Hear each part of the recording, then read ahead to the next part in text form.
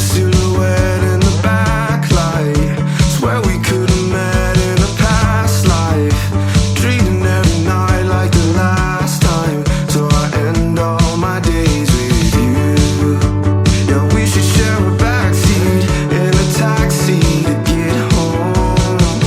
No need for either of us at this point to sleep alone. 'Cause I don't like ending my days with you. You can waste my time, 'cause that's what you want. Good morning mga laagan! Today is our day 2 here in Osaka, Japan. And today, guess what guys? Yan! Pupunta tayo ng Universal Studio Japan. First time namin dun guys kasi last year hindi naman siya napuntahan. Kaya now we made sure talaga na makakapunta kami sa Universal Studio. It's currently 8 a.m. in the morning. Papunta pa lang kami ng Universal Studio. And good luck talaga sa amin kasi ang dami kong mga research and ang daming sabi na sobrang dami na ng tao, kailangan ng express pass and all. So let's see kung ano yung adventure namin today. From Shin Imamiya Station ay need lang namin sumakay ng train going to Nichikuju Station. And from Nichikuju Station ay sasakay ulit kami ng train and about 2 stops lang ay makakarating na kami dito sa Universal City Station. And we arrived here sa Universal Studio. Actually sa labas pa lang to ng train station guys. And grabe, dito pa lang feel ko na talagang sobrang dami ng tao. So good luck sa atin and let's go kung ano yung mga tricks and tips dito sa Universal Studio Singapore. Japan! So yan yung station, Universal City Station. Tapos ito yung makikita nyo paglabas. Meron ditong mga tindahan. Meron din ditong Lawson. Universal Studio Store. So sundan lang natin yung crowd kung saan pupunta. And meron din ditong mga hotels. Ang daming mga hotels dito guys. Ang saya pag dito ka magstay. Yan. Kinakabahan ako guys kasi hindi kami prepared for the Universal Studio Japan Bardagulan. Today is Friday, weekdays, pero ang daming tao. So ang name ng vlog natin for today ay mga bagay na dapat nalaman ko before going here or my mistakes na dapat yung iwasan. Number 1, be early.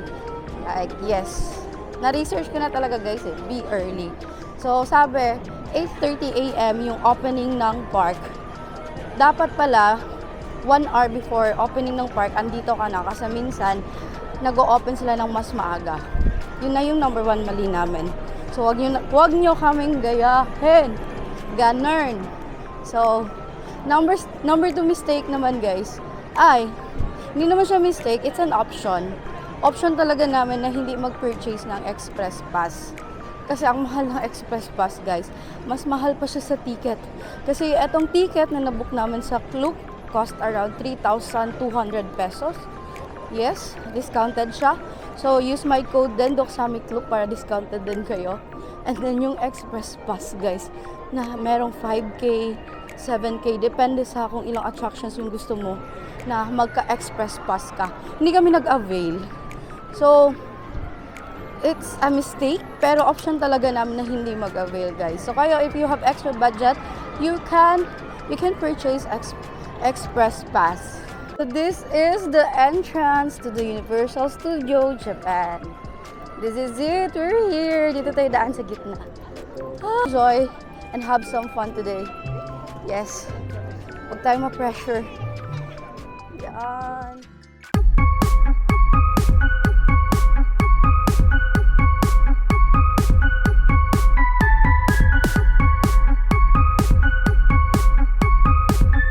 Iconic na globe ng Universal Studio and tapos na kami mag-picture dyan guys. Yes, hindi na kami pumasok muna. Like, ini-enjoy muna namin yung mga bagay-bagay before pumasok. Huwag tayong mapapa-pressure, charot. So ito na ay pupunta na tayo sa loob since meron na tayong ticket na nabook namin sa Klook. Yan yung entrance dito sa Universal Studio Japan. Yan, this is our ticket na nabook namin sa Klook. Let's go! Pumipila na kami guys. Ayan, dito na kami sa my entrance. 8:42 a.m. and 8:30 a.m. mag-o-open ang park guys. Ang dami ng tao, ang dami na nasa loob. Caring-carry lang to. Let's go and laban. So first pala guys, atong pila nito ay for screening ng mga bagay, ng mga gamit. Then next na ay yung sa ticket naman para makapasok na talaga sa park.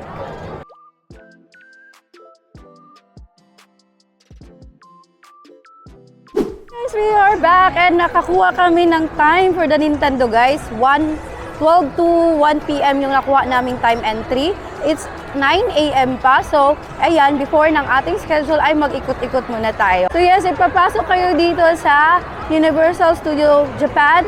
Unahin nyo talagang kumuha ng time entry guys or e-ticket for the Nintendo kasi kailangan siya ng ticket talaga.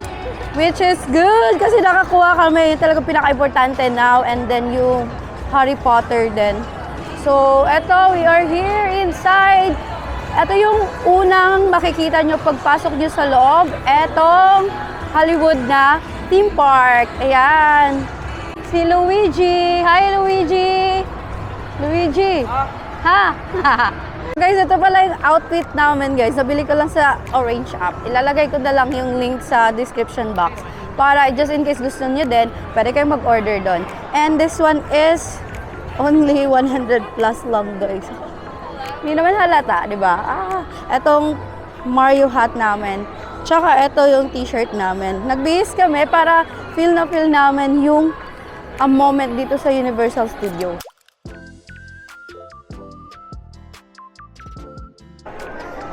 So, this one is located lang sa may Hollywood Park.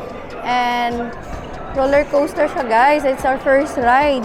May dalawang rides dito. Yung isa ay yung the ride and yung isa ay back ride. So the ride kami guys, ayoko ng back ride. Medyo mahaba yung pila, waiting time is 60 minutes. Pero carry lang kasi we still have a full day here in Universal Studios. So next thing na dapat yung malaman ay bawal yung tripod sa loob ng park. Yes, pwede kanina guys kasi nasa labas pa kami ng park. Dun sa my globe, pwede doon. Pero pagpasok, bawal. So, pwede rin kayo magdala ng water container kasi ayan, may water fountain inside the park. Diba? Tipid 101.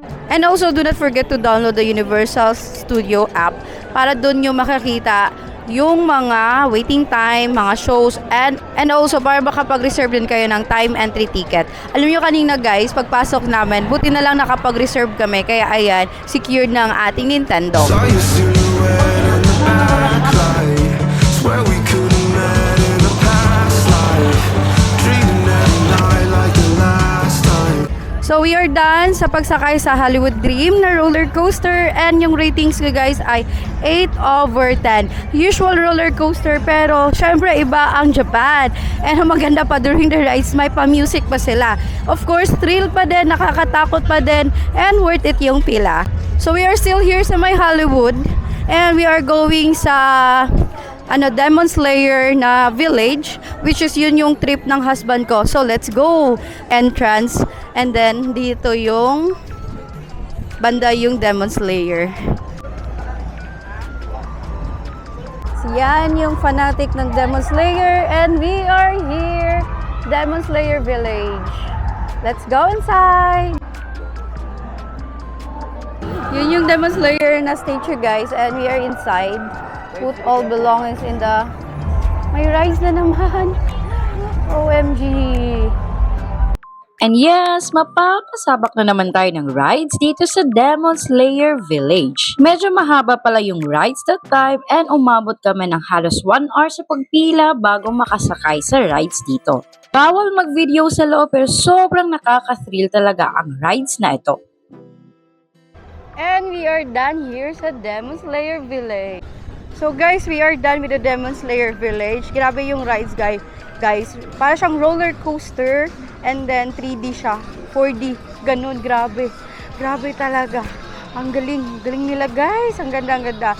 So mahaba yung pila pero worth it kasi napakaganda talaga ng rides. So must try nyo siya guys, Demon Slayer Village dito sa may Hollywood. So lunchtime na guys, kaso lang di pa kami nakapag-lunch kasi hindi namin na anticipate na sobrang haba ng pila doon sa Demon Slayer. 100 minutes yung waiting time guys, grabe. Diba? 100 minutes kami doon nag-antay. Pero again, sulit na sulit pa doon yung 100 minutes. Lang daming tao dito. Yan.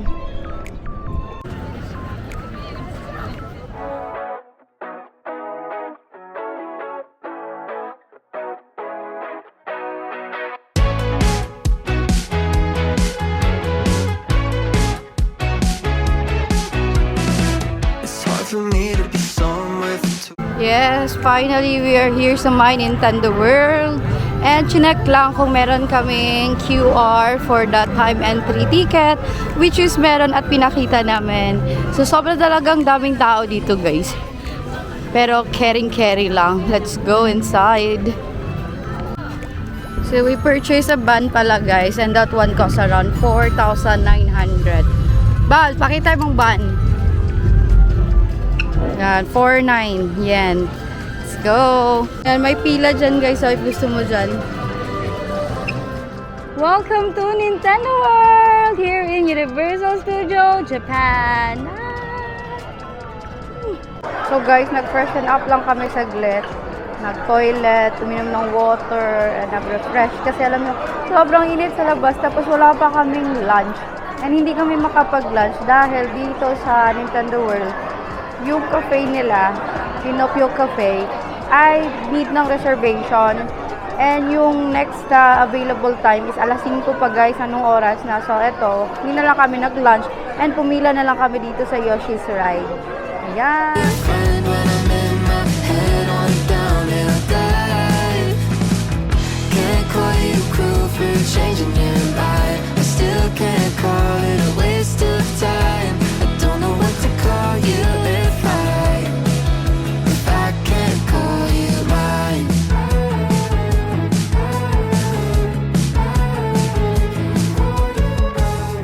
Is it miscommunication?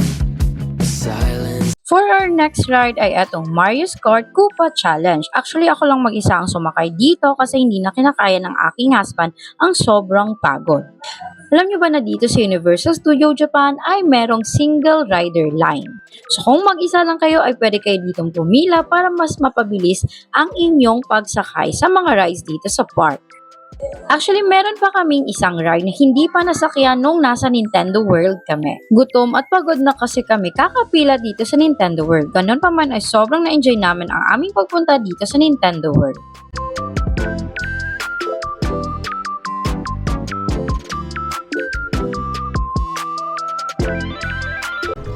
So guys, we are done here in Nintendo World and all I can say, grabe, sulit. Sulit na sulit. Kasi as isa talaga to sa goal ko dito sa Universal Studio, ang makapunta sa Nintendo World na walang passes. Charot. So yes, successful ang ating pagpunta dito. So nakasakay kami ng 2 rides. So yung one attraction na hindi namin napuntahan, yung gagamitin yung power band. Kasi guys, time check tayo guys, 3:15 na. Wala pa kaming lunch. Kasi gusto namin kumain and then sa loob ng Super Mario ay walang kainan or kung meron man, need mo ng reservation, which is grabe, 5 PM pa yung pwedeng kumain doon. Medyo matagal na. So tip ko lang sa inyo guys ha, number 1 na tip ko, secure entry dito sa Nintendo World as much as possible earlier and wag lunchtime or kumain kayo before kayo papasok dyan. If you want na kumain sa cafe doon sa loob, make sure na makapag-reserve kayo. Reservation is a must guys. Kung wala kayong reservation, hindi kayo makakakain doon. May mga pagkain naman sa labas, pero yung binibenta ay popcorn, may mga tubig and juice. Pero kung gusto niyo talaga ng meal, doon talaga sa cafe. And last, kung mag-isa lang kayo, doon kayo sa single entry pumila kasi mas mabilis ang single entry compared sa regular. Pero yung single entry kasi guys is if mag-isa ka lang. So, doon ka pumila. Pero kanina kasabayan ko sa pila guys, hindi naman sila single guys, couple sila. Yung iba pamilya nga, ba't gano'n? Diba?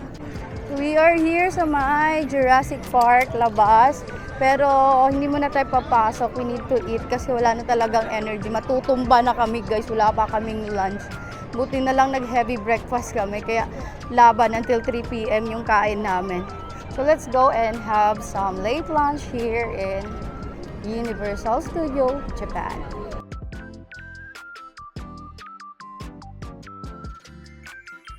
We are here sa may Amipyo Landing Restaurant. Kakain tayo ng late lunch dito guys. 3 p.m. 3 p.m. Yan, this is what we ordered. Tapos may free drink siya. So each one costs around 1,650 no? 1,650 yan guys. Fries and etong sandwich. Let's eat. Dito kami sa may Amity Landing Restaurant.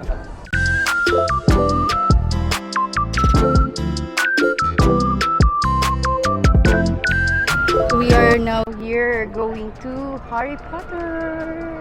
Mga Potterhead dyan. This is it. This is your place. So, time check, 4 p.m. na. Ngayon pa kami magha-Harry Potter, guys. Good luck. And, pero mas marami yung pauwi kaysa papunta. Charot. Sana makapila kami, guys. At mabilis lang sana yung pila para hindi maubos yung oras namin.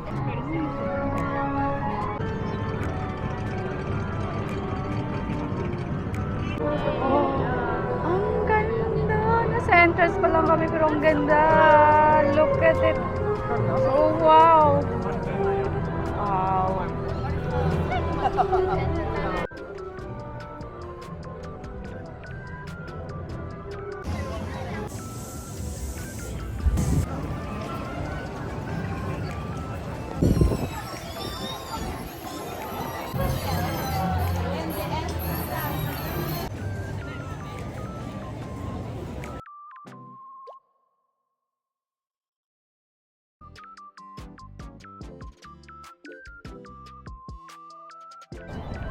And now we are going inside the rides na guys.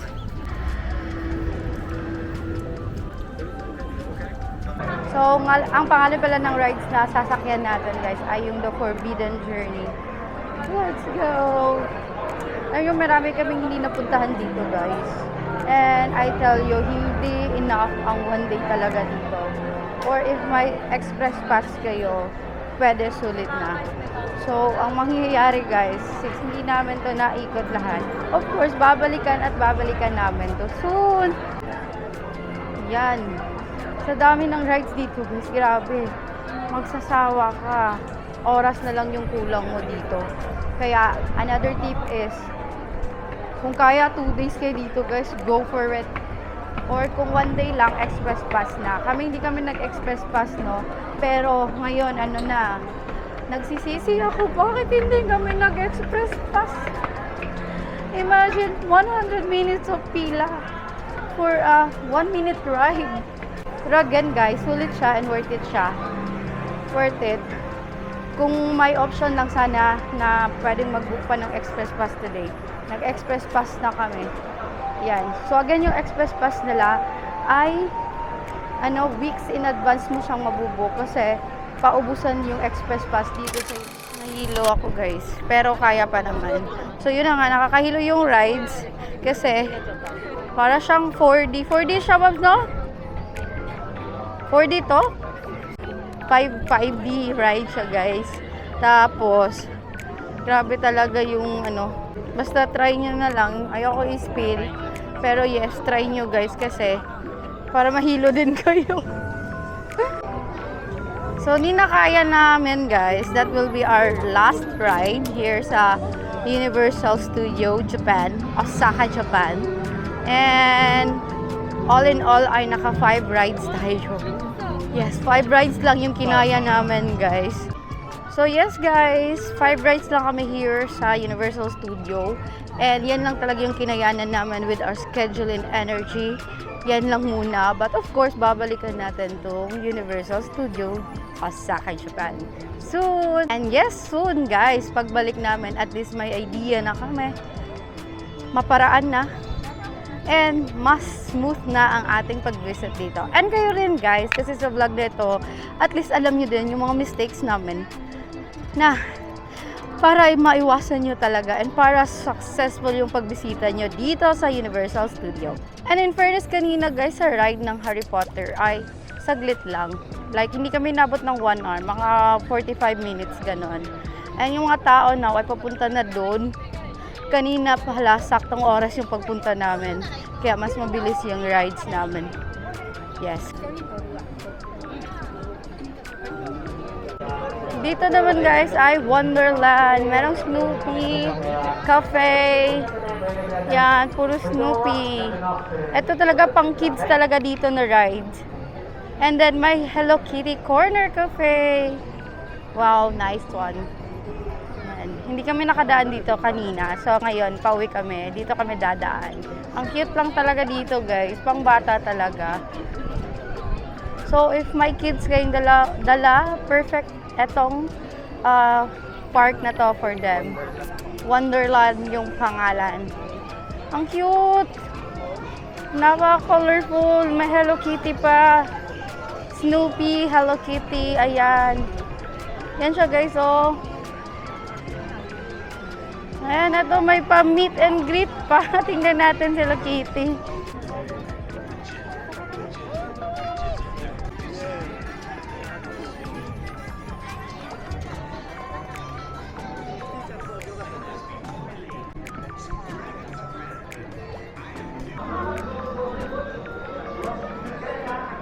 Yan, ang ganda dito na side, guys. Di bagay yung aming outfit dito kasi naka Super Mario kami. Feel ko pang cute-cute na outfitan dito banda, guys. Ayan. It's a beautiful day today here in Universal Studio. Ang saya lang talaga. Yes. No? And we are done here in Universal Studio, Osaka, Japan. All I can say is sobrang worth it ng pagpunta namin dito and nag-enjoy talaga kami and nahilo talaga kami.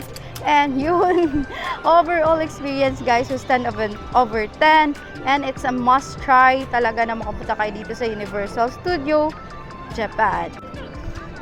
Meron kaming hindi napuntahan pero for sure babalikan at babalikan namin yan soon. Yan. So if your first time to go to Japan, make sure to include this one sa inyong itinerary. And thank you for watching my vlog. This is Doc Sammy. And see you on my next vlog! Japan vlog, here we come! Yung pala ng ama ng dati guys is 3. Ang ganda.